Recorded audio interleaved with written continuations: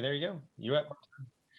Thank you, Mr. Mayor, Ms. Vice Mayor, and esteemed members of City Council. My name is Patrick Moran, and I address you this evening to make a plea that the Council take corrective action to maintain the Student Resource Officer Community Policing Report Program in Alexandria City Public Schools. The City Council's recent 4-3 vote to defund the Alexandria Police Department and eliminate 8 Student Resource Officer positions at GW, Francis Hammond, and Alexandria City Public High School, which I will note is the largest high school in the Commonwealth, was a mistake, aimed to meet political needs rather than those of our community.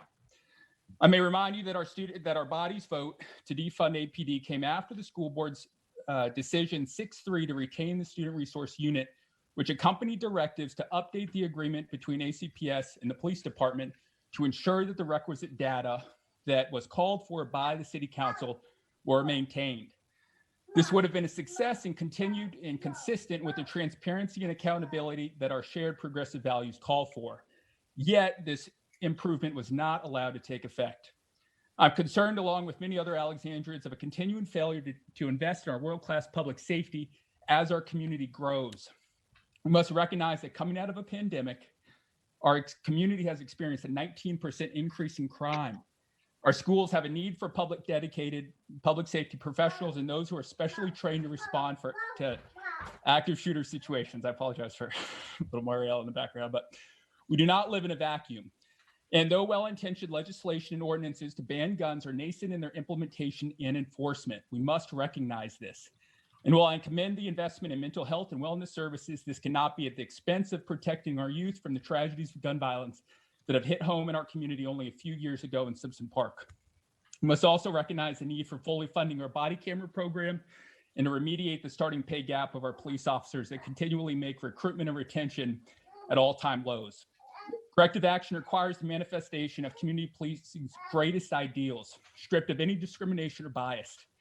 Our police in Alexandria are committed to protecting and serving Alexandrians with Alexandrians and as Alexandrians. We must continue to facilitate the relationships with citizens throughout Alexandria and APD, all of which have helped set a timeless, durable standard our women and men in uniform have continued to follow.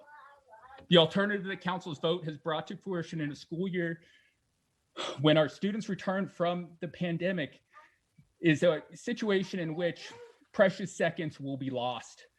Responding to situations will not be known officers, but rather regular patrol women and men, embattled, stripped of funding, support, and appreciation. They will not be familiar faces, specially trained and interacting constructively with our young people, prepared for special de-escalation techniques, but rather officers that are coming in on a call, unfamiliar with the landscape, with people that they likely do not know. Tell me, which is better for our students? I ask you to simply take action, Mr. Moran. to direct staff. Time's expired. Thank you. All right, Mr. Mayor. Mr. Gary. There's just a couple things that I think warrant some response. So it wasn't a defunding of the police; it was a reallocation of funds for a campaign that has been ongoing for 2+ years now. That, you know, when people say that we're not listening to folks, well, nobody was listening to these students for 2+ years. So I guess I take some issue with the way things are being framed. Additionally, you know, the school board vote was not unanimous. It was contested. Even some of the folks that had voted in favor of it had some reservations. And regardless of what any of us think, you know, it has been a failure on the part, as I've said before, of city staff, school staff, this body and the school board body for not having any data for 20+ years. I mean, that is just a massive failure, and I don't see how we reward that with continuing a program. You know, additionally, the increase in crime has been spoken to by the chief. It is somewhat of an anomaly due to the pandemic. It's not to take away from people's sense of security and feeling safe here in our community, but it is something that we've had to deal with. And frankly, it's been not just here, but across the country. Everyone has seen upticks in crime because of the pandemic and people staying home.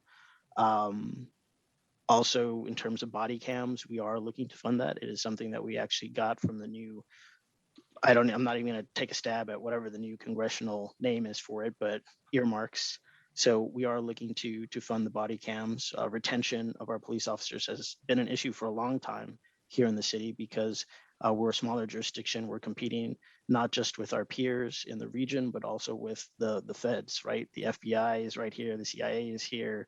Homeland Security is here. I mean, we're competing with just about everybody that you could think of here in this region. So retention has always been an issue here in Alexandria, but we have a very proud and very well-established police department that people do want to be a part of, and that we're very proud to push out there. And then the last thing that I'll mention is that, you know, this argument around, well, we don't want regular officers showing up to our high school. I mean, if you want to talk about what are we doing with our police department? I mean, that is a problem, right?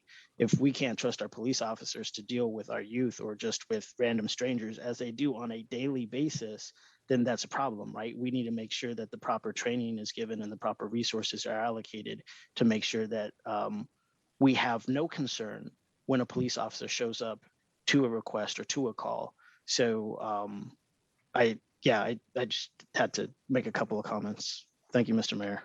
All right, thank you, Madam Clerk. Councilman Seifelting. Thank you, Mr. Mayor, and thank you, Councilman Aguirre, for addressing some of those points. I'll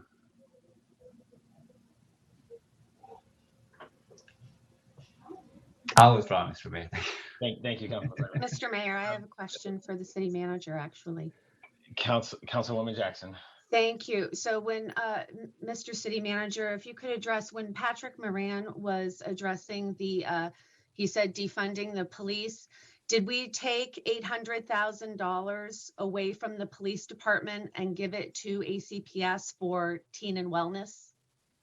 What council's action was $800,000 went from the police department to a contingent account.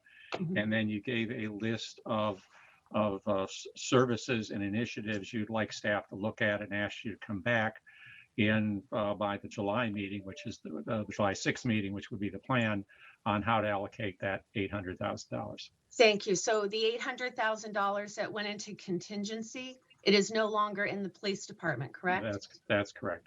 So it was defunded. Thank you. All right, let's Mr. Mayor.